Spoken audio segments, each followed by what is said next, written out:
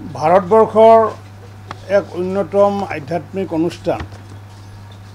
আৰু যি অনুষ্ঠান নেকি আমাৰ অসমত প্ৰতি বছৰে অনুষ্ঠিত হৈ আহিছে আৰু সেয়া হৈছে অম্বুবাচী মহাযোগ। আৰু এই অম্বুবাচী মহাযোগৰ জৰিয়তে আধ্যাত্মিকভাৱে ভাৰতবৰ্ষৰ বিভিন্ন প্ৰান্তৰ পৰা আহি ভক্তসকল আহি মা কামাখ্যা মন্দিৰত সেৱা লয় আৰু এই সেৱাৰ লগতে তেওঁলোকৰ মনৰ যি কামনা থাকে সেই কামনা সেইখিনিও মা দেৱীৰ ওচৰত ভক্তিপূৰ্ণভাৱে সেৱা নিবেদন কৰে আৰু এই পৰম্পৰা প্ৰতি বছৰে চলি আহিছে। আৰু এইবাৰো 22 জুনৰ পৰা এই অম্বুবাচী যি প্ৰবৃত্তি আৰম্ভ হ'বগৈ আৰু 26 তাৰিখে অম্বুবাচীৰ নিবৃত্তি হ'বগৈ, অৰ্থাৎ মন্দিৰৰ দুৱাৰ খোল খাব। আৰু এইটো বিষয় যিহেতু আমি অসম চৰকাৰে প্ৰতি বছৰে ইয়াত এই অনুষ্ঠানটো আগুৱাই নিয়াৰ ক্ষেত্ৰত আমি চৰকাৰীভাৱে সহযোগ কৰি আহিছোঁ আৰু এইবাৰো মাননীয় মুখ্যমন্ত্ৰী ডক্টৰ হিমন্ত বিশ্ব শৰ্মা ডাঙৰীয়াৰ মাৰ্গদৰ্শনত এইবাৰো আমি আজি অসমৰ বা গুৱাহাটীত অৱস্থিত 24টা বিভাগৰ চৰকাৰী বিভাগৰ লগত আজি আমি পৰ্যালোচনা সভা আয়োজন কৰিছোঁ, যাতে নিখুঁত আৰু সুন্দৰভাৱে আৰু আধ্যাত্মিকতাৰে যাতে এই অনুষ্ঠান ভাগি যাতে আমি চলাই নিব পাৰোঁ, তাৰ কাৰণে চৰকাৰীভাৱে কি কি সহায় সহযোগ লাগিব আৰু সেই সহায় সহযোগৰ বাবে পৰামৰ্শৰ বাবে আমি আমাৰ যি দলৈ সমাজৰ বৰদলৈ গোবিন্দ প্ৰসাদ শৰ্মা ডাঙৰীয়া আৰু সৰু দলৈ হিমাদ্ৰী শৰ্মা ডাঙৰীয়া আৰু লগতে আমাৰ বিভাগৰ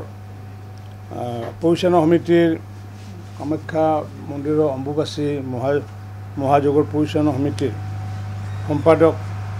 জ্ঞাননাথ শৰ্মা ডাঙৰীয়াৰ লগতে আমাৰ এই কামৰূপ মেট্ৰৰ আয়ুক্ত সুমিত চাওতান ডাঙৰীয়া,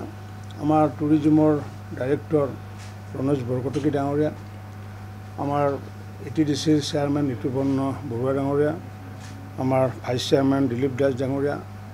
MDকে আদি কৰি আমাৰ সকলো বিভাগ, আমাৰ টুৰিজিমৰ বিভাগৰ লগতে 24টা বিভাগৰ লগত আমি আগন্তুক দিনত যাতে অতিথিসকলক যাতে সেৱা কৰিব পাৰোঁ, তাৰ কাৰণে আমি অসম চৰকাৰে ইতিমধ্যে আজি প্ৰস্তুতি সভাৰ আমি আয়োজন কৰিছোঁ। আৰু এই প্ৰস্তুতি সভাৰ পিছত আমি 9 তাৰিখলৈ আমাৰ প্ৰতিটো বিভাগে কামাখ্যা মন্দিৰত গৈ PWD বিভাগে হওক বা পানী যোগানেই হওক বা স্বচ্ছতাই হওক বা অনাময়ে হওক, যাৰ যিমান বিভাগ আছে বা PWD ৰোডছে হওক, এই সকলো বিভাগে তেওঁলোকে 9 তাৰিখৰ আগে প্ৰাৰম্ভিক তেওঁলোকে ছাৰ্ভে কৰিব আৰু 9 তাৰিখে আমি পুনৰ কামাখ্যা মন্দিৰৰ যি দেৱালয় তাতে আমি পুনৰ সভা পাতি সেইদিনাখনৰ পৰা আমি কাম কাজ আৰম্ভ কৰিম। আৰু এইবাৰ আমি আশা ৰাখিছোঁ, যিহেতু এইটো এটা আধ্যাত্মিক অনুষ্ঠান, এই আধ্যাত্মিক অনুষ্ঠানটো যাতে আধ্যাত্মিকতাৰে যাতে পাৰ হয়, তাৰ কাৰণে সকলো ভক্তবৃন্দকে আমি আহ্বান জনাইছোঁ। আৰু বাকী চৰকাৰীভাৱে নিশ্চিত ওপৰত মই ভাবোঁ যে যোৱাবাৰ যি আমি সফলতা লাভ কৰিছোঁ, তো এইবাৰো যাতে আমাৰ কোনো ধৰণৰ হেৰি নাথাকে, ব্যতিক্ৰম নাথাকে বা ক'তো যে খুঁত নাথাকে, তাৰ কাৰণে আমাৰ বিভাগে যৎপৰোনাস্তি চেষ্টা চলোৱাৰ লগতে 24টা বিভাগকে ইতিমধ্যে আজি নিৰ্দেশ প্ৰদান কৰিছোঁ, যাতে সুন্দৰকৈ যাতে আধ্যাত্মিক অনুষ্ঠানটো যাতে আমি সফল কৰিব পাৰোঁ। বিশেষভাৱে এইখিনি আৰু আমাৰ চৰকাৰীভাৱে এই অনুষ্ঠানটো কৰাৰ ক্ষেত্ৰত 4,55,00,000 টকা ব্যয় সাপেক্ষে আমি সাধাৰণতে পুঁজিতহে যোগান ধৰোঁ, কিন্তু ইয়াৰ মেইন যি নোডেল এজেঞ্চি হৈছে আমাৰ কামৰূপৰ আয়ুক্ত বা জিলা প্ৰশাসন, আৰু জিলা প্ৰশাসনৰ লগত আমাৰ 24টা বিভাগে সহযোগ কৰি, য'ত নেকি আমাৰ নেকি ৰেল বিভাগৰ জড়িত আছে, ইনলেণ্ড ৱাটাৰ জড়িত হৈ আছে, এই সকলো বিভাগকে আমি ইতিমধ্যে আমাৰ আজি আয়ুক্তকো আমি দায়িত্ব অৰ্পণ কৰিছোঁ, যাতে তেওঁ যাতে কোঅৰ্ডিনেটিং কৰি যাতে আমাৰ পুলিচ প্ৰশাসনকে হওক বা চিভিল ডিপাৰ্টমেণ্টে হওক, সকলোৱে যাতে সহায় সহযোগ কৰি যাতে আমাৰ অম্বুবাচী যি মহাযোগ, আগতে সাধাৰণতে এইটো মেলা বুলি কৈছিলে, অম্বুবাচী মেলা বুলি কৈছিলে, কিন্তু দলৈ সমাজে আৰু পৰিচালনা সমিতিয়ে কৈছে যে এইটো আসলে মেলা নহয়, এইটো আধ্যাত্মিক অনুষ্ঠান গতিকে সেইকাৰণে অম্বুবাচী মহাযোগ মানে নামেৰে তেওঁলোকে নামাকৰণ কৰিব বিচাৰিছিল। যি কি নহওক সেই সন্দৰ্ভত তেওঁলোকে কণ্টেক্ট পিছত আপোনালোকৰ আগত ক'ব। আমাৰ তৰফৰ পৰা এইখিনি, আৰু মই সংবাদ মাধ্যমৰ মোৰ প্ৰাক্তন সতীৰ্থ বন্ধুসকলক মই আহ্বান জনাইছোঁ যে ভাৰতবৰ্ষত যাতে আমি যি স্থান পাইছোঁ ইতিমধ্যে এই অম্বুবাচী মহাযোগৰ জৰিয়তে পৰ্যটনৰ এটা অন্যতম ক্ষেত্ৰ হিচাপে, তেতিয়া আগন্তুক দিনতো যাতে আমি এই স্থান যাতে পূৰ্বতকৈ যাতে অধিক যাতে গতি কৰিব পাৰোঁ, তাৰ কাৰণে মই সংবাদ মাধ্যমৰ অনুষ্ঠানসমূহক মই আহ্বান জনাইছোঁ। 4,55 লাখ টকা আমাৰ ইতিমধ্যে বাজেটত টকা মানে ধৰা হৈছিলে, আৰু সেই টকাৰে সম্পূৰ্ণ আমাৰ যি ভিতৰৰ ভাগটো ইপিনে আমাৰ পৰিচালনা সমিতিয়ে কৰে, বাহিৰত যিমানখিনি আছে একেবাৰে ভক্তসকলক কেম্পত ৰখাকে আদি কৰি ইনফ্ৰাষ্ট্ৰাকচাৰকে আদি কৰি পানী যোগানকে আদি কৰি অনামকে আদি কৰি যিমান যাৱতীয় ব্যৱস্থা থাকে, সেই ব্যৱস্থাৰ কাৰণে আমি অসম চৰকাৰৰ পৰা আমাৰ পৰ্যটন বিভাগৰ জৰিয়তে এই পুঁজিটো আমি বিভাগলৈ আমি ট্ৰেন্সফাৰ কৰিম। পোনপটীয়াকৈ আমাৰ বিভাগে কোনো খৰচ নকৰে, নডেল এজেঞ্চি হিচাপে প্ৰশাসনক আমি অৰ্পণ কৰিম। তাত তেওঁলোকে পূৰ্বৰ দৰে যেনেকুৱাকৈ চলি আহিছিলে তেনেকৈ চলাব। কিন্তু এইবাৰ আমি এটা দেখিছোঁ, যোৱাবাৰ জোতা চেণ্ডেলসমূহ একেবাৰে তলতে থৈ যোৱাৰ কাৰণে বিভিন্ন ভক্তৰ অসুবিধা হৈছিলে। আমি ভক্তসকলক আমি আহ্বান জনাইছোঁ যে তেওঁলোকে যাতে জোতা চেণ্ডেল যাতে পৰিধান কৰি যাতে নাযায়, আৰু যিহেতু সম্পূৰ্ণ ৰাস্তাত যিহেতু কাৰ্পেটিঙৰ ব্যৱস্থা থাকিব, আৰু কাৰ্পেটৰ লগতে তাত যিহেতু পানীৰো ব্যৱস্থা থাকিব, তাত যিহেতু কাৰ্পেটৰ তলেৰে যাতে মানুহে যাতে ভৰিত যাতে অসুবিধা নাপায়, গতিকে তেওঁলোকে যাতে ভক্তসকলে মোজা পিন্ধি আহে যাতে, কাৰণ কিয় জোতা ডেইলি 4 লাখ 5 লাখ মানুহৰ জোতা চেণ্ডেল আমি চম্ভালাটো ইমান সহজ কথাও নহয়, বা ইমান ধৰণৰ আমাৰ ধৰক পৰিসৰ নাই। সেইকাৰণে ভক্তসকলক আমি আহ্বান জনাইছোঁ যে তেওঁলোকে মোজা পৰিধান কৰি আহক, জোতা চেণ্ডেলবোৰ তেওঁলোকে নিজৰ গাড়ীত বা যি বাহনত লৈ আহে বা ঘৰতে ৰাখি পেলাই যাতে আহি আৰু আধ্যাত্মিক পৰিৱেশটো যাতে বেছি ভাল যাতে কৰে, তাৰ কাৰণে আমি ভক্তপ্ৰাণ ৰাইজসকলকো আমি আহ্বান জনাইছোঁ। এতিয়ালৈ সংখ্যাটো আমি গম পোৱা নাই। এইটো আমাৰ যিটো দলীয় সমাজে তেওঁলোকৰ তাত যিহেতু ৰেজিষ্ট্ৰেশ্যন হয় সাধু সন্যাসীৰ ক্ষেত্ৰত, আমি টোটেল আমি ভিজিটৰ্ছটো আমি যোৱাবাৰ 20 লাখ আছিলে, 7 লাখ আহিছিলে। তাৰ ভিতৰত বিদেশী পৰ্যটক হিচাপেও আহিছিলে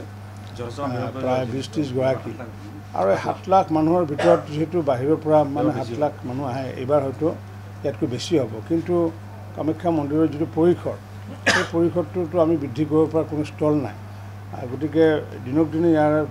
সংখ্যা, ভক্তসকলৰ সংখ্যা বা পৰ্যটকৰ সংখ্যা বৃদ্ধি হৈ আহিছে। এই বিষয়টো আমি আলোচনা কৰিছোঁ। এই বিষয়টো যাতে আমি যাতে বিশেষ নজৰ ৰাখিব পাৰোঁ, সেইকাৰণে আমি নিজে পৰ্যটন বিভাগৰ পৰা এই বিভাগটোক লৈ পেলাই যাতে কোনো ধৰণৰ অসুবিধা যাতে নহয়, কাৰণ প্ৰতিগৰাকী ভক্ত, কাৰণ ভাৰতত ইতিমধ্যে স্থানপ্ৰাপ্ত মানে অম্বুবাচী মহাযোগ ইতিমধ্যে ভাৰতত স্থানপ্ৰাপ্ত এটা আধ্যাত্মিক অনুষ্ঠান।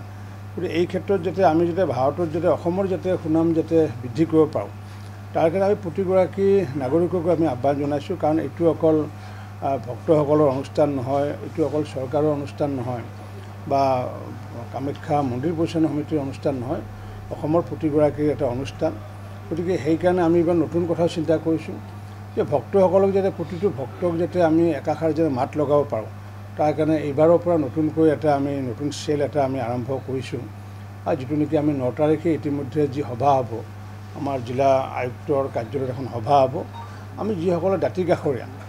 কামাখ্যা মন্দিৰৰ পৰা 5 কিলোমিটাৰ ৰেডিয়াছৰ যিমানবোৰ সংগঠন আছে, আধ্যাত্মিক সংগঠনে হওক বা অৰাজনৈতিকেই হওক বা ৰাজনৈতিকেই হওক, যিসকলে এই অনুষ্ঠানটোত বাহিৰৰ পৰা ছাপোৰ্ট দিব খোজে, কিন্তু আমাৰ মনৰ ইচ্ছা হৈছে যে প্ৰতিগৰাকী ভক্তক যাতে এষাৰ যাতে আমি যাতে অসমৰ হৈ পেলাই যাতে এষাৰ যাতে প্ৰণাম যাতে জনাব পাৰোঁ, তাৰ কাৰণে আমি নতুন কথা এটা চিন্তা কৰিছোঁ, যিটো নেকি পূৰ্বতে নাছিলে। গতিকে সেইটো লৈ পেলাই সভা হ'ব। 9 তাৰিখে এখন সভা হ'বগৈ, আৰু সেই 9 তাৰিখৰ সভাৰ পিছতে 2খন সভা হ'ব। সেইদিনা এখন সভা হ'ব আমাৰ আয়ুক্তৰ কাৰ্যালয়ত হ'ব, আৰু এখন সভা হ'ব আমাৰ কামাখ্যা মন্দিৰৰ তাৰ যিটো ভিতৰ ভাগতে হ'ব, আমাৰ পৰ্যটনৰে যি বিভাগৰ কাৰ্যালয় আছে তাত হ'ব। গতিকে সেইদিনাৰ পৰাই আমি যুদ্ধংদেহীভাৱে আমি লাগি যাম বুলি ভাবিছোঁ। ক'ভিডৰ কথা কৈছিলে, ক'ভিডৰ কাৰণে কোনো ধৰণৰ প্ৰট'কল অসম চৰকাৰে যিহেতু এইটো আমাক জনোৱা নাই, গতিকে সেই বিষয় লৈ পেলাই আমি আলোচনা হৈছিলে যদিও চৰকাৰীভাৱে কোনো ধৰণৰ প্ৰট'কল যিহেতু দিয়া হোৱা নাই, গতিকে সেই সন্দৰ্ভত আমি আৰু বিশেষভাৱে আজি আলোচনা কৰা স্থল নাথাকিলে। কিন্তু দেশৰ বিভিন্ন প্ৰান্তত কিন্তু কোভিডৰ সংক্ৰমণ য'ত সংক্ৰমণ বৃদ্ধি পাইছে, য'ত অসমতো যদি হয় তেতিয়াহ'লে নিশ্চিত ওপৰত অসম চৰকাৰে যিহেতু আছে, স্বাস্থ্য বিভাগ আছে, তেওঁলোকে অফিচিয়েল নটিফিকেশ্যন উলিয়াব লাগিব। উইদাউট অফিচিয়েল নটিফিকেশ্যন আমি যিসকলে অনুষ্ঠান পৰিচালনা কৰে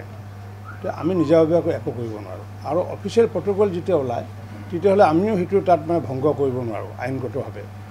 কাৰণ যিহেতু নীতিগতভাৱে আপোনালোকে জানে যে ডিজাষ্টাৰ মেনেজমেণ্ট এক্টৰ আণ্ডাৰত যি প্ৰট'কল উলিয়ায় সেই প্ৰট'কল আমিও মানিব লাগিব। আৰু প্ৰট'কল নোলোৱা পৰ্যন্ত আমি নিজাকৈ প্ৰট'কল কোনো প্ৰস্তুত কৰিব নোৱাৰোঁ।